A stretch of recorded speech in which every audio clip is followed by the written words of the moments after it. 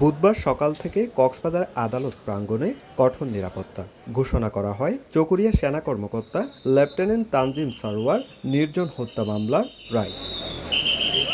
অতিরিক্ত জেলা ও দায়রা জজ মোহাম্মদ আবুল মনসুর সিদ্দিকীর আদালতে তোলা হয় মামলার ১২ আসামিকে। হত্যা মামলায় ৪ জনকে মৃত্যুদণ্ড ও ৯ জনকে যাবজ্জীবন কারাদণ্ড এবং আলাদা অস্ত্র মামলায় ১৩ জনকে ১০ বছর করে কারাদণ্ডের আদেশ দেন। অপরাধ প্রমাণিত না হওয়ায় খালাস দেওয়া হয় ৫ জনকে।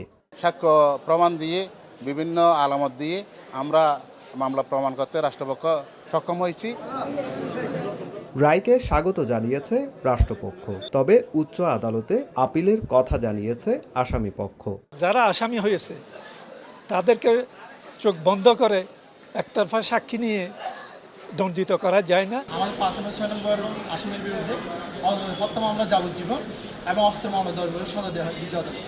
আমরা এই রায়ের বিরুদ্ধে উচ্চ আদালতে আপিল করি।